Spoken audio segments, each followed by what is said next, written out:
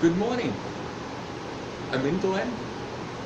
We're live. I'm live. Good morning.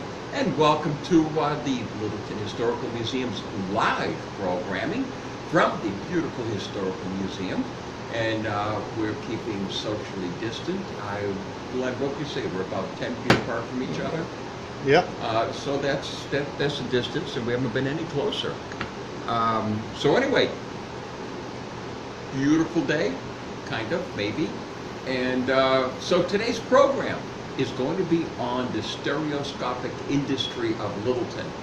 Actually, doing the research yesterday, I found an overwhelming amount of information. So this may end up being a 3 or 4 part series. As you know, whenever I do a program, I like to do the personal part, the life of the individual. And that's what we're doing today, okay? Now, to give you an idea, Littleton was the world center of stereoscopic photographs. And one of the people to bring this to life is Benjamin Kilburn, or was Benjamin Kilburn, and his brother Edward. Now, this is the Kilburn display, and we have a number of these. This is a hands-on display, by the way, and I am looking at a stereoscopic photograph that was taken by Benjamin Kilburn, and if you look at the back, you can see the name of the company and the name of the photographer. We have a fairly good collection of these. Also, the Littleton Public Library has a much larger collection. We have been entering our stereo pictures into a database, and I think right now I'm up to around 2,500 or 3,000. We have photos by Benjamin Kilburn. We have the Littleton View Company, and we have some by Frank Weller. So it's really kind of interesting. Just to give you an idea how this area is laid out, we have here, we have a camera that was used by Benjamin Kilburn, has the 2 lenses. We have a photograph of Ben Kilburn with one of his cameras. Down here we have it says it is a Weller book, but I found out that it really isn't. It was a Kilburn book. It was a sample book. You will be seeing one of those in a later program. Ben Kilburn was a machinist, and he worked in his father's foundry. And so down on the bottom, which I will show you later, there's a hammer, and there is a sign that Benjamin had made up to hang in his factory on Cottage Street. And it says, "With this, I earned my first dollar." And it was a hammer for working in the foundry. And it's BWK. Over here, we have the Kilburn family tree and photographs of the family. We have the history. We have the Littleton View Company, workplace of the workers. We have the original Kilburn factory on Main Street, which you will see in this presentation. We have the one that is now on Cottage Street. And as I said, down here we have a collection of these, okay? So people come in, we have little stools, children are more than welcome to sit here and to go through it and look at these, and some of you might remember these. Any of you remember these? Glenn, do we have anyone focusing in so far? Cool. We have Barb. Barb, good morning, Barb. So we have these, and these are, it's hands-on. It's hands-on. And when we do open, believe me, they will be cleaned thoroughly, okay? Going down this way, okay, we have a piece here that is, I call it Victorian HD TV.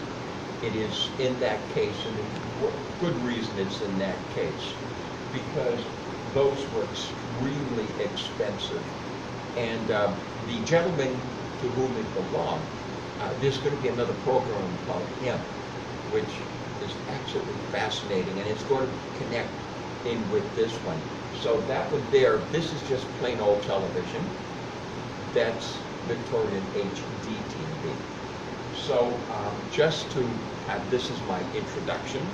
And so what I'm going to do now is I'm going to step around on the other side of the camera, and we are going to move into the slide presentation.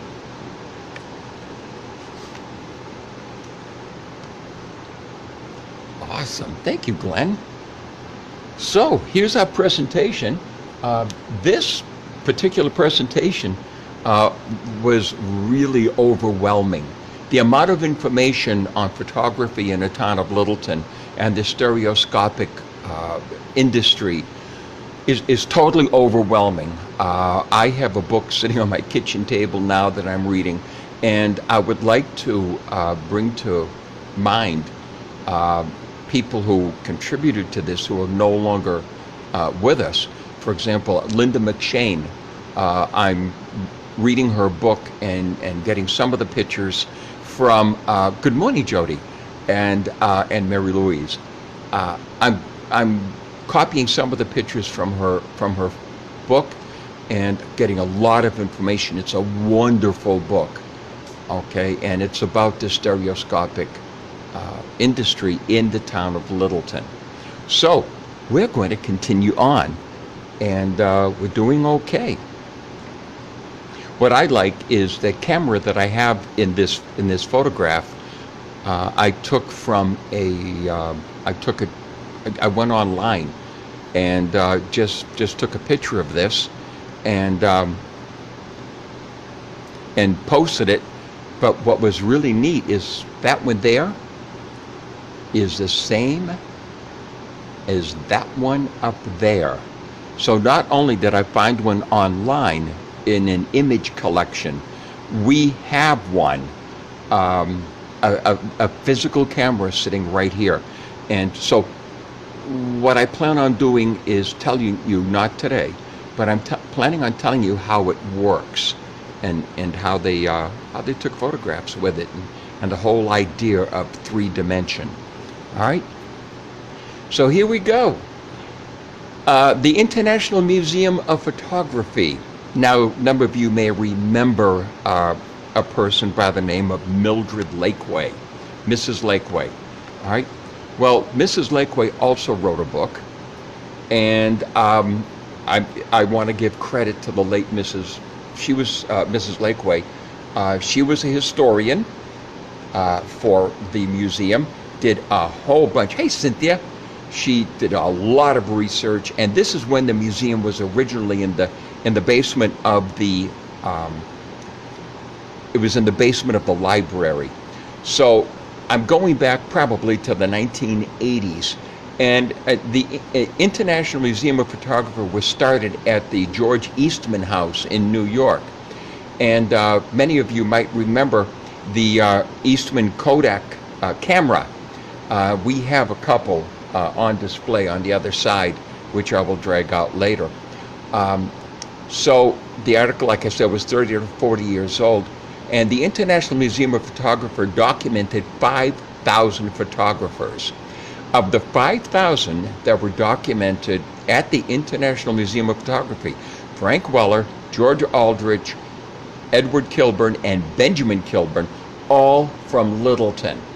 Now, you may not be able to see this, and I'm going to zip up toward the ceiling on this, and it may not come out. You see there's a framed document up there, and that's the National Stereoscopic Association, and they held their meeting here in the town of Littleton, and I can't read the date from here. Glenn, want to do me a favor? Go see what year it Go was. find out what date that's up on. There's a date you don't remember. There's a date I don't remember because I never really looked it up. It's in the upper right-hand corner. August 19, 1984. 1984? Yep. Okay. Oh, wow, that's wicked cool. That's the bicentennial of the 200th anniversary of Littleton. Maybe that's why they held it here. All right. So anyway, our photographers from Littleton were among the 5,000 who were featured in the Eastman Kodak Museum in upstate New York. So the birth of photography.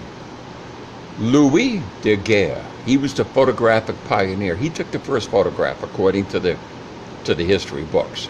Okay, 1787 to 1851. So there's a picture of Louis. And this here, I love this one. This is, that photograph was taken in 1838. The Boulevard du Temple, earliest photograph with people. All right, and that was in Paris. But just to show that some of these, do go back. I get a big kick myself of going on YouTube, and actually for moving pictures, you can actually find original moving pictures from the early 1890s on YouTube, and they from Great Britain, from the United States, from France, other parts of the world.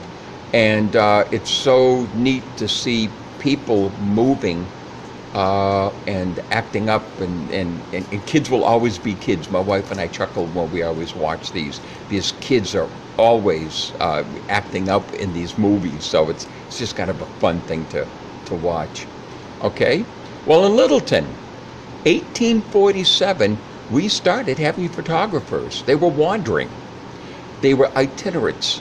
So an itinerant is one like during the 1700s, we had itinerant painters, and they would go from town to town, city to city, and they would paint portraits for people.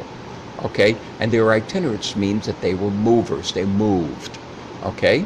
So what they would do is the photograph down in the corner is the Littleton House, used to be known as the Union House, on Main Street. It was built in 1820. They had horse-drawn carts. They would set up on Main Street in front of a store or a hotel. Well, if we're talking 1847, that's before the Thayer's Hotel was built, 1850. Most likely, they set up in front of this building. This building was located where the Masonic Temple is, across the street from the post office. Hi, Aaron. All right. Mr. Shepard, he was the best known photographer. He came from Newbury, Vermont. So I've got to tell you something I found out. Very few of these itinerant photographers were known by their first name. Very, very hard to find any first names. I came across it as, Mr. So-and-so or O.G. so-and-so. They used their initials. They used the Mr. So we don't really know their first names, a lot of them. The first permanent studio in Littleton was in 1859, and it was opened by O.C. Bolton. You see that? O.C. Otherwise known as Mr. Bolton. All right? He was in the attic of the Gile building. Now you're wondering, where's the Gile building? Well, if you're familiar with a restaurant called The Topic of the Town, which is in the Harrington block, the Gile building was located there. And it was also known as the McCoy block. All right, prior to being called, or actually, well, it went by both names, Gile building or the McCoy block.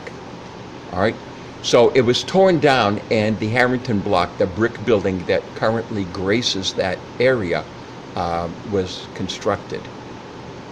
So here are some of the photographers.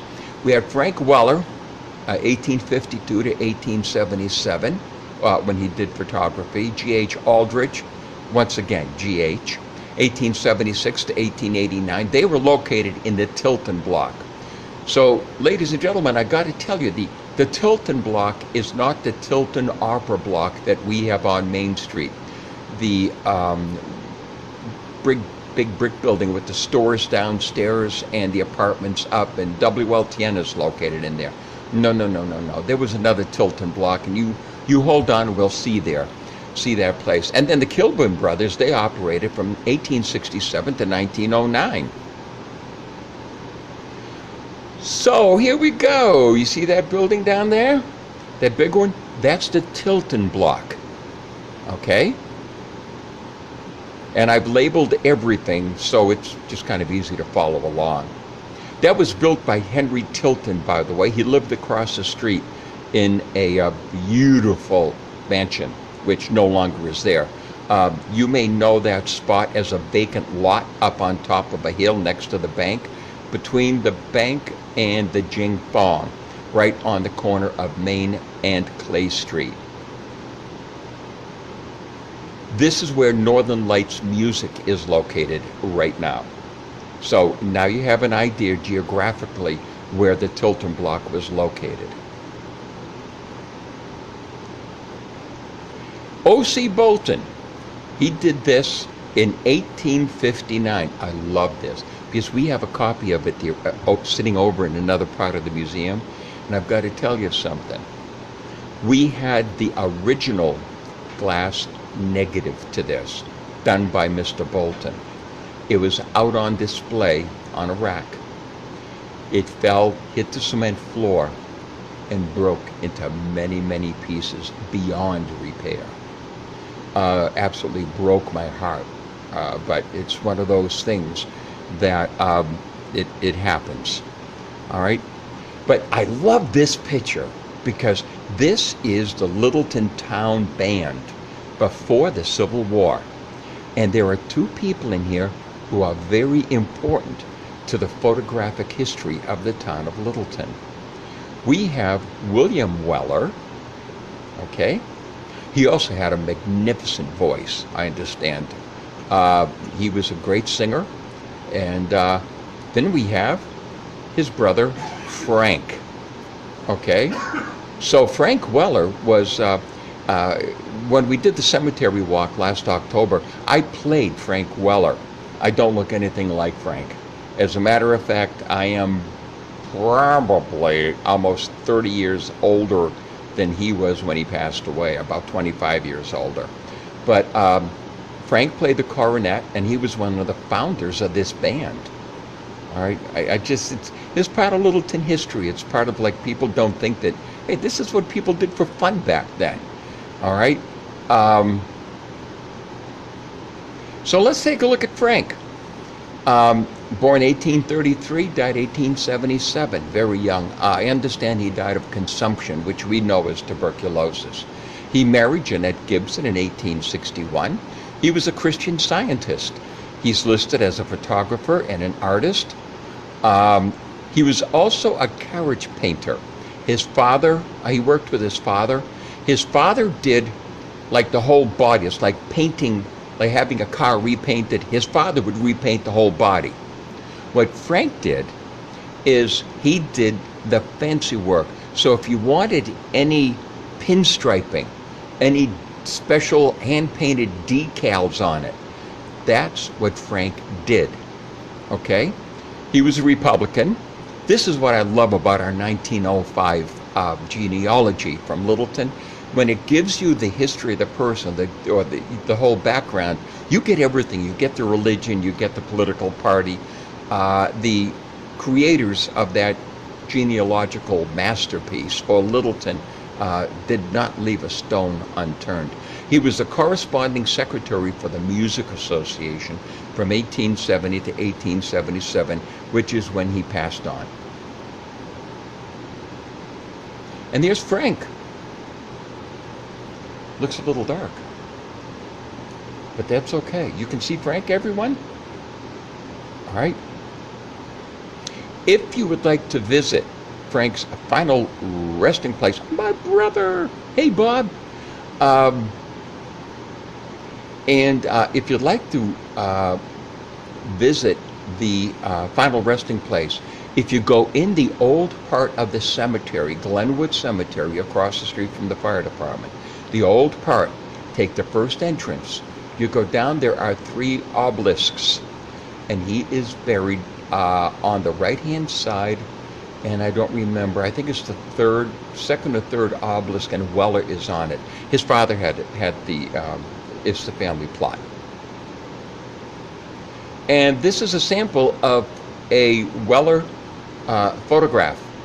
And by the way, that photograph, the large building in it, that is the Union House, okay? Or later on became known as the Littleton Hotel, the one I spoke about earlier in the program. And that is a copy, photograph of his sample book. And so what would happen, we have couple of his sample books here, as well as several of Ben Kilburn's. And there would be one photograph, half of a slide in there, and people would go door to door, or they would go to his establishment and they would pick out the photographs that they wanted, place their order, pay for them, and then have them. They would make them up or have some in stock. All right, G.H. Aldrich. Well, I found out that G.H. stood for George. 1842 to 1889. He married in 1868. He was a Congregationalist, photographer, Democrat, no children. So, let's see. Weller, in 1876, sold all of his negatives to George Aldrich. This is like an evolutionary thing to another business. Then Aldrich sold to George and William Bellows. Some people live in town remember a store called Bellows and Baldwin. Not these guys, okay? But they would. The Bellows was George's son. William Bellows was a lawyer. All right. And then it became the Littleton View Company. We have a tremendous number of stereoscopic cards from the Littleton View Company. And this is High Street. That was the factory where they produce these. Now, if you know where the high school is, this is up facing the high school where the vocational wing is. Now, the vocational wing goes all the way to the corner. This used to sit there, okay? And I will talk a little bit more. If you notice how these things, how the windows are open, I will talk a little bit more. So here we go. There's the building, and here's a close-up. And it faced south because it needed the sun. And this is where they would develop the film, okay? Where they would create the cards, develop the, process the film.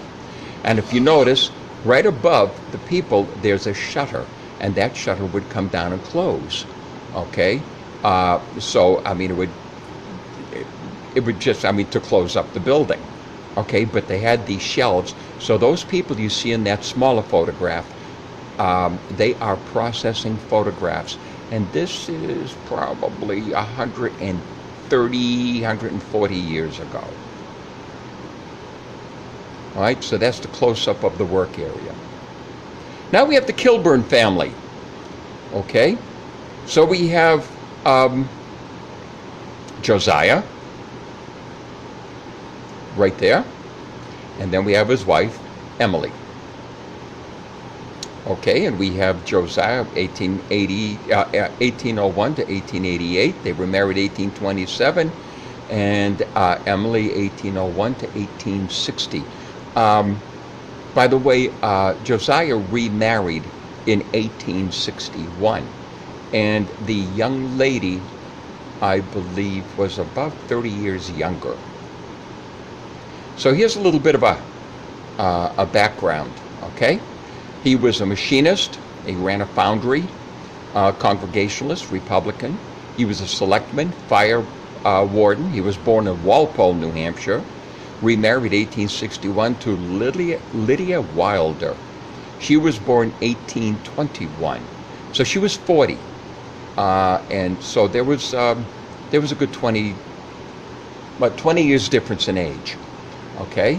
Emily, her father, she was Emily Bonney. She was a Congregationalist. 3 children, Benjamin, Edward, and Emily. I've got to tell you this. Being a Congregationalist in this, very, very important. The Congregational Church has some of the most incredible stained glass windows you'd ever want to see. For a small town, they're beautiful. Several of them have been donated by the Kilburn family. All right, this was the Kilburn Foundry. Now, some of you watching this may remember this. It was torn down to make way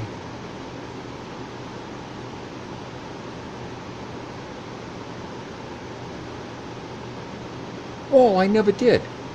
My brother just wrote in. He says, you may not know this, but our Aunt Rose had one of these. I remember looking through it at some of the cards she had. Lots from your area. I'm not sure if you had the same opportunity. I don't remember. I don't think I did. Wow. All right. This was torn down. You're all familiar with Schilling's beer is. This was torn down to make room for Schilling's. This is interesting. I love this. The Kilburns originally had a farm up on Man's Hill. Benjamin was supposedly born on that farm. Okay? Emily decided that when she was pregnant with Edward, she would come down the hill and stay at a friend's house down on Main Street because he was born in February. Now, Man's Hill, if any of you are familiar with Man's Hill, to get up to their farm, Man's Hill is a long ride, and it's a steep hill, terribly steep hill. And to come down the hill, if in the early 1800s, before the Civil War, well before, in February was just about an impossible task. She decided that she was going to give birth on Main Street. She stayed with a friend until she gave birth to Edward, because that way there, the doctor or anyone else could be near her. So I wanted to show you this. This picture is just wonderful.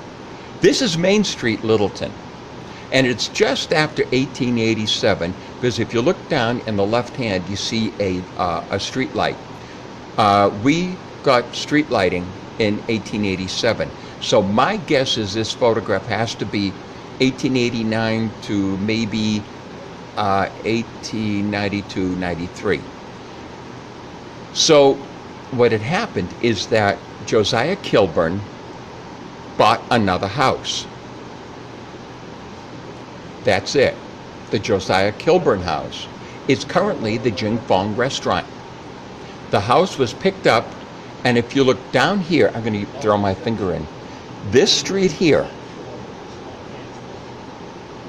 this street here is Jackson Street. This house was picked up. It's still there. It was moved up Jackson Street. Okay. The next one is the Tilton house. This is the vacant lot, and it has has a stone wall in the front and holding up stone retaining wall, and there is the steps that go up. This house belonged to a family named Church. Now we're between Tilton and Church. That is now Clay Street. This is the bank. Right now, that hill does not exist. The bank kind of maybe almost does. The church house and the bank, the church house was purchased, torn down, and now the whole bank takes that spot. And then we have Perfido's Market, okay? So that's going down Main Street from Jing Fong, so that's heading west. And you can see this has to be early electrical, because look at the very few wires that are up there, okay? Now, just to give an idea, there's a map from 1887, all right? This here is Josiah's house. Tilton house, Church house, the bank. Now, if you use any of the Sanborn fire maps, then anything that's pink or reddish is brick.